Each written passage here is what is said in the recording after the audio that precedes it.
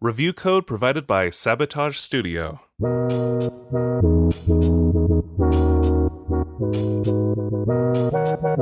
I'm Jared. I'm Marcus. Level with us.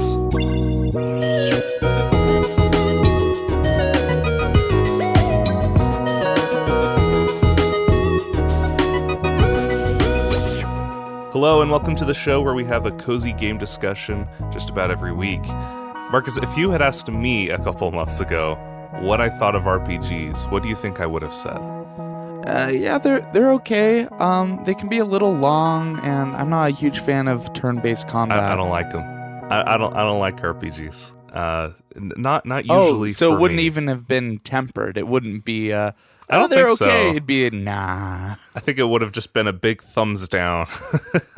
Gotcha. They're not usually my game genre, but this week we are talking about a game that is in that genre that I actually happen to really, really like. It's called Sea of Stars. This is by Sabotage Studio.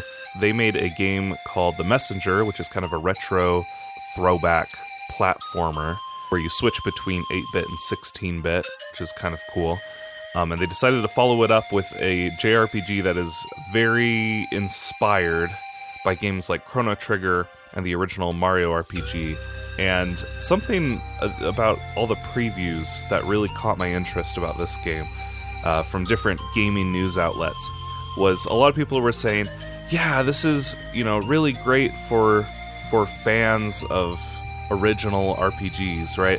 But they were also saying this is a great entry point for people who want to get into a really good JRPG. And Sabotage Studio was very generous in giving us a code to review the game. And I've played it, and I like it. And you've played it. Do you like it? And I also like it, yeah. In fact, good. It looks like a lot of people like it. I was just kind of browsing what people had to say about the game, and just 9s and 10s everywhere. I didn't really get the chance to read any reviews, so I'm not sure if it's like people really feel like it's revolutionary or if it's like just a really good callback. But for me, it really reminds me of like Golden Sun, some of those kind of 16-bit and on period of RPGs. I think it's really fun. It's really well crafted, and you can tell that they put a lot of work into it.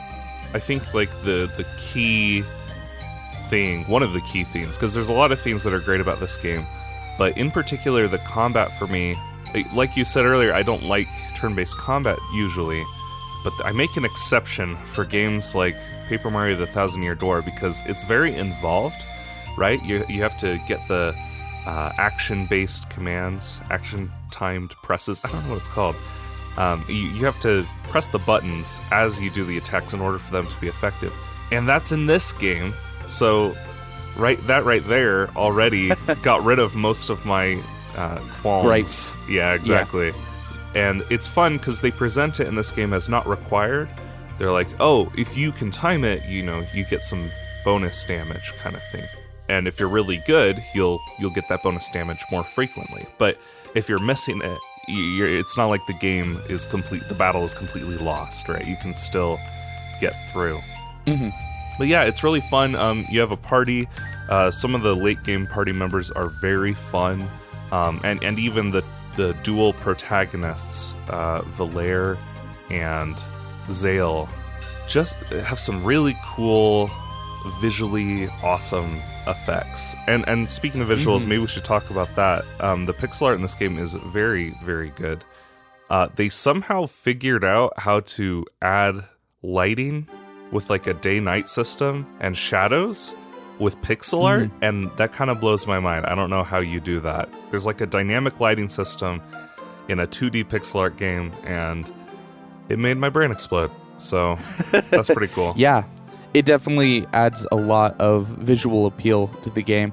And yeah, it's really good pixel art, even if there wasn't the lighting system. It's just very, very fun to look at. It looks good. Yeah. If I had to say anything else, it would just be they made a game where you don't have to worry too much about like stats. Like you can get items that increase your stats, you can level up what stats you want, but it's not like, oh, I'm sorry, you made the wrong build for this character, and you're just screwed for the rest of the game. There's none of that. There's no grinding. It's just very modern, very streamlined, and maybe that makes the challenge a little lighter, but obviously for me, I prefer that. It's accessible, and I think that's cool. I think that does make it a good entry point. Yeah, I've heard it described as the way people remember RPGs being from that era, which I think that's true of a lot of kind of remakes or not remakes, but stuff that kind of harkens back. It's like you can't truly make a game exactly how it used to be, because now we would really prefer there be some quality of life features, a little more forgiving in some ways. So for sure. I mean, like, I was playing Sonic Mania a couple weeks ago, and I love that game. It's really well done, but I was like, why is there a lives system still? Like, why do I have to restart like an hour of progress if I die too many times? Like, it was just really, really rough. So I like people like Yacht Club Games that are like, okay, it'll feel like you're playing the classics, but it won't have the frustrating stuff as well. And this game doesn't have much frustrating stuff. The overworld traversing it is really fun. They give you like a hook shot, which lets you kind of fling across the screen, which is really cool. I already mentioned the battle system. The battle system takes place in the overworld, which is cool. It's just a lot of all the cool stuff that people always tell me about RPGs that are great. Like, oh, the story is great. Oh, the party members are so fun. But it doesn't have any of the weird grinding or having to run all the way back to a boss if you die kind of stuff that I don't want to deal with. Well, speaking of story, do you want to kind of give a little summary of story? You knowing the end from the beginning, I'm only, I don't know, maybe 10 hours in. Which is, for other games, saying only 10 hours in, since we usually play short games. But, speak to me about the story. Sure thing. And it's pretty beefy, so 10 hours is maybe like a fourth or a third of the game. So Valere and Zale, they are children of the solstice. So basically they're warriors that have magical sun and moon based powers. There's this whole overarching lore about this cyclical event that happens in multiple timelines where a dweller is going to emerge. It's like a big monster, and only under the eclipse can solstice warriors stop it. So you are tasked with training yourselves and then going to fight the dweller. But when you arrive, some stuff goes down, and the adventure turns out to be a lot more than you expect. So throughout this journey, you're recruiting party members, including your best friend Garl, who is such a sweetheart, and he's super patient, and he doesn't have any powers, but he's just so happy to be there. And you meet some other really cool characters, and I don't want to spoil them, but like I said, some of the late game party members are really fun. So was that a good summary? I don't know. What else do I need to mention? Yeah. Nope, it's great. Congratulations, Sea of Stars. You've made me like RPGs, or at least this one in particular.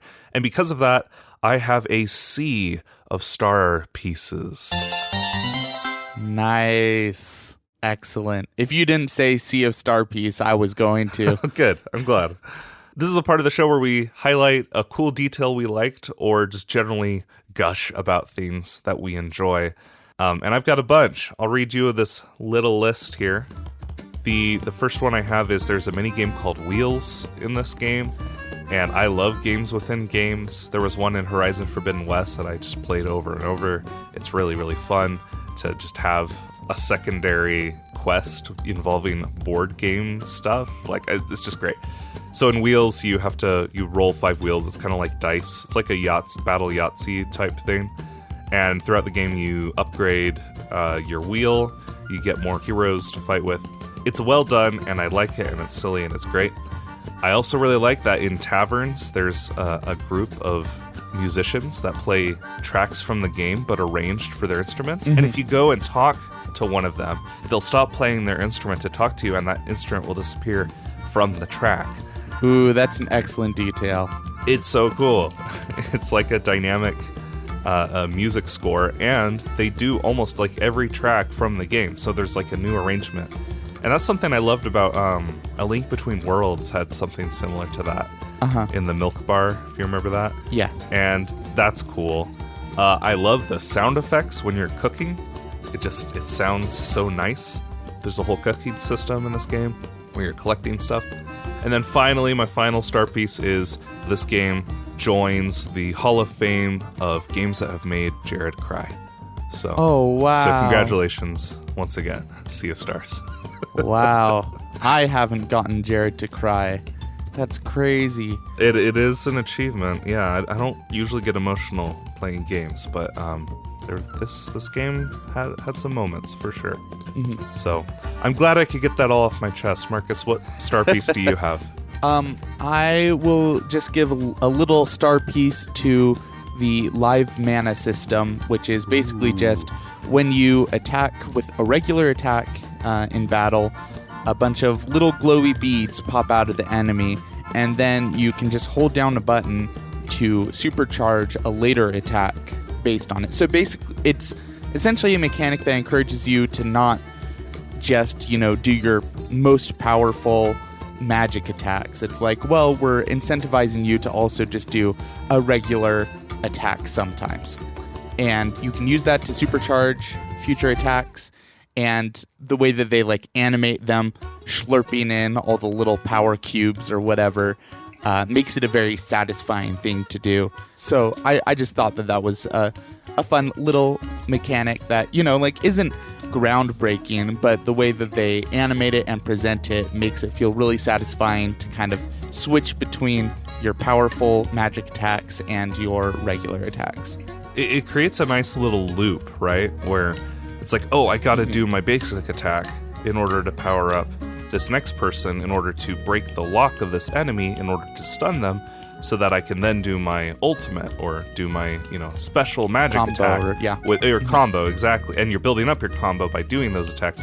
It's really, really great. And that's something I also feel is missing from turn-based combat for me, is just being like, okay, if my stats are higher than theirs, then I just, keep doing my high attacks and then drink potions to replenish my MP. Right. But it's like, no, your basic attacks actually improve your MP and create live mana, and it's just really, really nice that you're like, oh, trading off. It feels like a puzzle, Right, exactly. And yeah, that's the other thing. Basic attacks also charge your MP or magic points. And I mean, it's engaging enough that there were occasionally matches, battles where I was like, aw, it's over. I didn't get to use my combo. Yeah, right. That's something I would never say about other RPGs, because other ones it's kind of a slog, because it's numbers. But yeah, no, this one, it makes it dynamic enough that it feels really satisfying when you put all the pieces together in order. Totally. How many times have you died in this game, out of curiosity?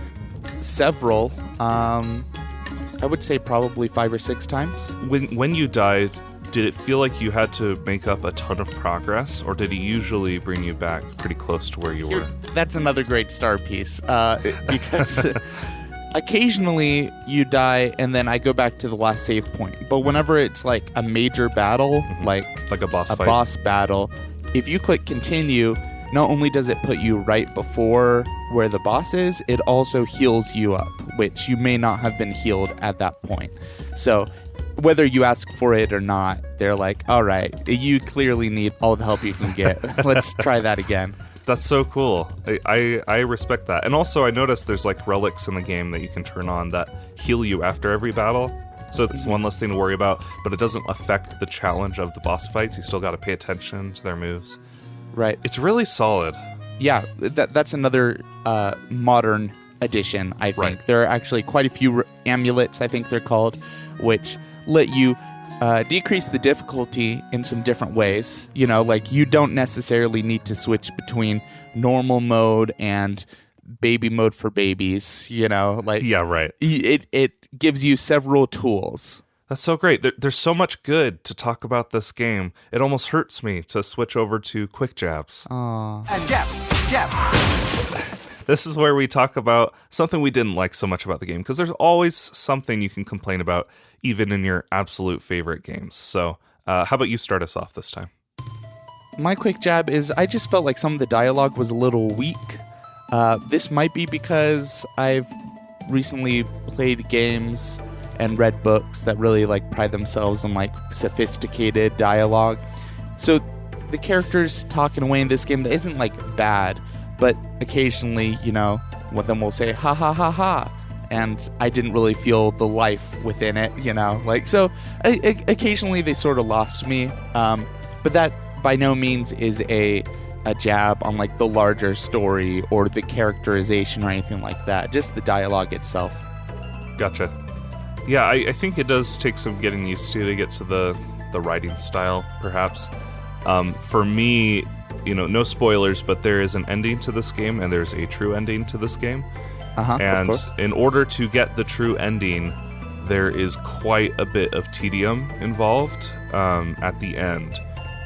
For all of its modern touches, this game kind of has a lot of backtracking and trying to figure out what thing you missed in order to get the true ending. And I had, believe it or not, like all the requirements for the true ending, I had completed all of them voluntarily and didn't even know I had, except for finding all of a specific thing that is really hard to find. So finding those last few things and then having to look it up, I don't love looking at things up on the internet. That's not my favorite thing to do with video games. Not my favorite thing, but I will say, even though I didn't like that, even though I thought it was a little too tedious, the true ending is 100% worth seeing. So after you beat the game, Marcus, do the legwork. It's totally necessary to see what's different. Nice, noted. I will keep that in mind. All right. We have one last segment left, and that is our regular trivia segment called Who's the Fake Fan? This is the part of the show where we quiz each other to see who is the biggest nerd and who is the fakest fan of this game. Would you like me to start? Go for it. All right. Welcome to Cooking with Garl. I'm going to give you some ingredients, Marcus, and you have to tell me what recipe these are for. I got rid of some of the weird ones, but I'm going to send you a full list of most of the recipes in this game. Oh, wow. Okay. So I'm going to tell you the ingredients, and you have to tell me what recipe these make, okay? Okay. Okay, so first we've got 1 grain, 1 lettuce, and 1 tomato. Is this Tomato Club? Ding, ding, ding. That is correct. All right, next up. We're cooking with 6 mushrooms, 1 bone, and 2 milk. Mushroom soup? Correct. Yes. There are 3 more. In this next one, we've got 4 potatoes, 3 milk, and 2 bones. Okay, I'm thinking that the bones are like, what do you call that in soup, where you put the bone in to help with the broth? It has to do with the broth, yeah, I don't know. Yeah, I'm going to guess this is hearty stew. I'm afraid that is incorrect. Oh, this so is sad. actually poutine. Have you ever had poutine? No, even though I lived in Mississippi for a bit, and I think that's supposed to be popular in Cajun country. So you know what it is then? I think so, if I'm remembering it right. It's fries, but with gravy over it. Yeah. Okay. Mm-hmm. Mariah made it for me once, and it was actually really good. Nice. All right, we've got 2 left. The next one has 6 tomatoes, 4 meat, 3 dairy, 3 onion, and 5 grains. Sounds pretty legendary. Is it a legendary feast? No, but I'm going to No? give you another try on this one. Pay attention to which ingredient has the most quantity. Okay, do it again. 6 tomatoes, 4 meat, 3 dairy, 3 onion, and 5 grain. Lasagna? Yes, correct. I still think that sounds like a pretty legendary combo, but, I guess to each their own. Well, this next one has even more, so you'll have to tell me if you think this is legendary. The final recipe is 1 grain, 4 fish, 2 potato, 1 dairy, 2 egg, and 1 onion. Okay, you said fish, but there was no meat, right? Yeah, fish is the only meat. Okay, so it's probably not surf and turf, because that needs turf to the surf. So it could be sashimi, and it could be shrimp, yakitori shrimp, which I don't know much of the difference between those two. Or it could be a herbed fillet, but I don't think so. So I'm going to guess yakitori shrimp. I'm afraid that's incorrect. There is one more fishy dish on this list, though. Go ahead and tell me. It's Moon Cradle Fish Pie. Ah, I missed the fish after Moon Cradle. It's the only thing with fish in the name on this list. Oh, that's so sad. Let's see here. You got 3? 2, 3.5. Two-ish. We'll call you a half fan. So you're not a fake fan, but you're a half fan. You know, I respect it. I've been called fake fan enough that the title doesn't really give me any bad feelings anymore. Oh, you're like, I like being a fake fan. I'm okay being a fake fan. It feels good to understand. Well, half fan. It means you're not fully committed. Oh, thanks. Well, Jared, you clearly are a committed fan at this point after you've played the game. Well, that's yet to be seen. Well, you could have jumped on the bandwagon earlier because this game was at least in part crowdfunded. In fact, on the Isle of Settlers, something like that, there is the crypt of something or other. The ancient crypt? Yeah, the crypt. I just remember it being called the crypt, yeah. Where you can find backers as gravestones and as statues. Yeah. My question for you, Jared, is how much would you have had to donate to get your name on a gravestone? Oh, no. To not donate, I'm sorry, to back. How much would you have to pay in back? You know, I was really curious about this, but I didn't bother looking it up. Is this multiple choice, or do I just got to give you a number? Just got to give me a number, and I'll say higher or lower. Let's see if I can nail it. So just a gravestone, not a statue tribute? Right. I'm going to guess $100. Less. Really? Okay. Yeah. 75. Still less. 50. Around there. 55. 45. 45? Wow. Well, that took me at least 3 guesses, so I don't think I succeeded. It's because you enjoy the game so much, you would have been willing to pay 100. Well, the price of the game is like 35, so I'm surprised you can get your name in there for 45. Right, but also keep in mind how large the crypt is and how easy it is to put a single name on a gravestone without any pixel art graphics or nothing. True, but I mean it is massive. The crypt is huge, but I'm still surprised that you could get your name for 45. That's pretty awesome. Yeah. Cool. Well, I may be a fake fan, but in my heart, I am. I'm a big fan. You're a big fake fan. Yeah, sure. Well, to our listeners, I highly recommend Sea of Stars. Please go check it out. If you have a PlayStation subscription or a Xbox Game Pass subscription, Sea of Stars is free to play on those services on one of the tiers. I think the middle tier of PSN. If not, it is totally worth picking up. It's totally worth the price. It's a very meaty game, a lot of fun, a lot of great combat and lovely characters and cool story beats. If you are interested at all, please go check it out and please let us know what you thought of the game. Next week, we'll be getting back together to talk about another indie game called, I was going to say Moon Cradle Fish Pie. Cradle Fish Pie. That's not it. It's Moonstone Island. Next week, we'll be talking about Moonstone Island. So thank you all for joining us. Thank you for joining me, Marcus. You're welcome, You're a busy brother. man. Until next time, I'm Jared. I'm Marcus. And we'll level with you then. Hold on. I said $45, and I was wrong. Because it's 60 Canadian dollars. How much is that in U.S. money? $43.70. I'm so you sorry. got it wrong too. So you are so sorry. That's only $2 off. But you became a fake fan just by asking that question. I mean, true. But yeah, just wanted to set the record straight. Didn't want anyone going to their friends telling them, "Oh, you only had to pay $45." No. The campaign's over. It's fine. We don't mind spreading misinformation on this show as long as it's not harmful. Awesome. Good to know what our policy on truth is. That's great. Well, thank you for setting the record straight. You're welcome.